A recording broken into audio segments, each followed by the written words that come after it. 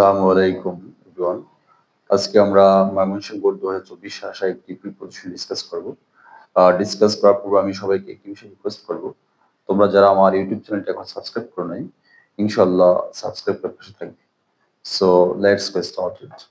দেখো এখানে কি আছে? Ours is a rivering country. বলছে আমাদের একটি নদীমাতৃক দেশ। Rivers are everywhere. নদীগুলো সর্বত্র। গ্যাপ আওয়ার লাইফ, অর্থাৎ নদীগুলো আমাদের জীবনের সর্বত্র, অর্থাৎ জীবনের সব জায়গায় আমাদের নদী উপস্থিত। সো এখানে আমাদের জীবনে তে বা এ অর্থে আমরা এখন প্রিপোজিশন ইউজ করব। Our life, in our life, আমাদের জীবন। দেন হচ্ছে লিটারেচার, সাহিত্যে, ইকোনমি, অর্থনীতিতে, অ্যান্ড কালচার, সংস্কৃতিতে। বাট কিন্তু আর দ্য রিভার্স, বলছে এই নদীগুলো কি গ্যাপ গুড শেপ, অর্থাৎ ভালো শেপে বা ভালো অবস্থানে কি আছে? সো এখানে আমরা ভালো অবস্থানে অর্থে আমরা প্রিপোজিশন ইউজ করব, ইউজ করব।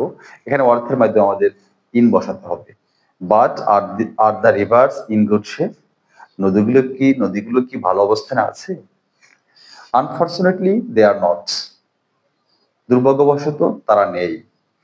যদিও rivers are part and parcel, নদী হচ্ছে আমাদের অবিচ্ছেদ্য অংশ। গ্যাপ আওয়ার লাইফ, দেখো এখানে অফ আওয়ার লাইফ, জীবনের, আমাদের জীবনের অবিচ্ছেদ্য অংশ। এখন র অর্থ এক্সপ্রেস করার জন্য আমরা অফ প্রিপোজিশন বসাবো। অফ আওয়ার লাইফ, আমাদের জীবনের নদীগুলো হচ্ছে অবিচ্ছেদ্য অংশ। উই আওয়ার সেলফস, আমাদের আমরা উই আওয়ার সেলফ আর ক্রুল, হচ্ছে আমরা নিষ্ঠুর। এই ক্রুল হচ্ছে আমার শব্দ, এরপরে মূলত অ্যাপ্রোপ্রিয়েট পজিশন টু বসে, ক্রুল টু দেম, অর্থাৎ আমরা এই তাদের প্রতি কি নিষ্ঠুর। আ ফিউ রিভার্স, কিছু সংখ্যক নদী আর অলরেডি ডেড অ্যান্ড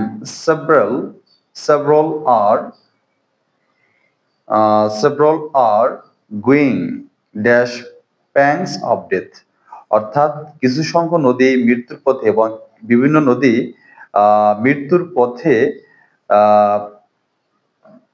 পথে তাই এখানে গোয়িং এর পরে মূলত আমরা অ্যাপ্রোপ্রিয়েট প্রিপোজিশন বসাই, সেটা হচ্ছে গো থ্রু বা going through, T H R through, T H R O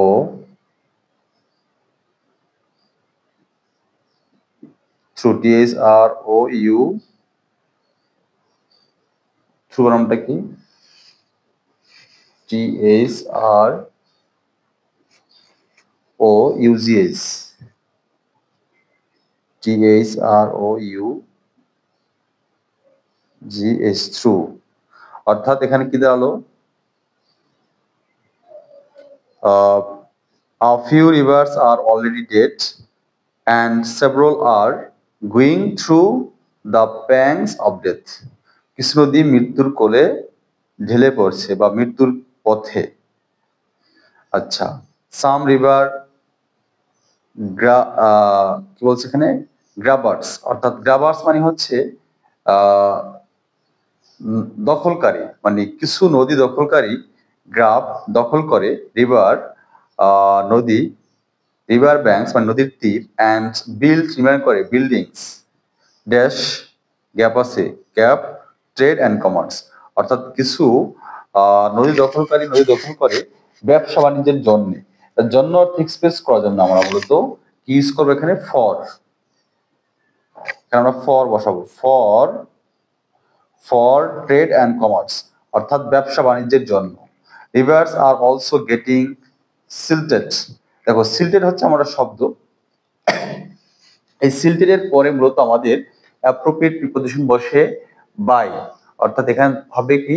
সিল্টেড by হবে। সো এখানে আমরা বাই বসাবো, সিল্টেড বাই।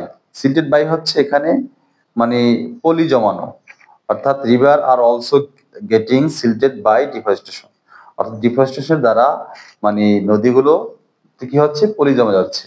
সো সুতরাং rivers can not flow dash sufficient, দেখো ফ্লো হচ্ছে আমার শব্দ, এই ফ্লোর পরে মূলত আমাদের অ্যাপ্রোপ্রিয়েট প্রিপোজিশন বসে উইথ। সো এখানে কি হবে, ফ্লোর পরে কি হবে, উইথ হবে, ফ্লো উইথ। সো আমরা এখানে উইথ বসাবো, গেল কোথায়, flow with, flow with, flow with sufficient water during the rainy season. অর্থাৎ নদীগুলো বৃষ্টির সময়ে অর্থাৎ বর্ষাকালে পর্যাপ্ত পানি প্রবাহিত করতে পারে না। অ্যাজ এ রেজাল্ট ফলে ফ্লাডস ওকার, মানে বন্যা ঘটে, and people suffering go dash বা গ্যাপ ডিসক্রিপশন। অর্থাৎ এর ফলে বন্যা ঘটে এবং লোকজনের কষ্ট গো ডিসক্রিপশন বর্ণনার বাহিরে ছাড়িয়ে যায়। এখানে গো এর পরে আমরা বাহিরে ইংরেজি হচ্ছে বিয়ন্ড। সো আমরা এখানে বিয়ন্ড দেব, BEYOND, যেটা মানে বর্ণনার বাহিরে। Then rivers become source of suffering, বলছে নদীগুলো হয় কষ্টের উৎস। ইনস্টেড গ্যাপ ব্লেসিং, এখানে ইনস্টেড এর পরে মূলত আমাদের অফ প্রিপোজিশন বসে, এটা অ্যাপ্রোপ্রিয়েট প্রিপোজিশন মুখস্থ রাখবে। অর্থাৎ ফলে আশীর্বাদের পরিবর্তে কষ্টের উৎস হয়ে দাঁড়ায় নদীগুলো। সো আমরা আজকে ক্লাসটি এখানে শেষ করছি, আর আমাদের এখানে অ্যাপ্রোপ্রিয়েট প্রিপোজিশন আছে কিছু, তোমরা এটা মেমোরাইজ করবে ইনশাআল্লাহ। যেমন ক্রুল টু, তারপর হচ্ছে সিল্টেড বাই, তারপর হচ্ছে ফ্লো উইথ, তারপর হচ্ছে ইনস্টেড অফ। এগুলো হচ্ছে অ্যাপ্রোপ্রিয়েট প্রিপোজিশন, এগুলো আশা করি তোমরা মেমোরাইজ করবে ইনশাআল্লাহ।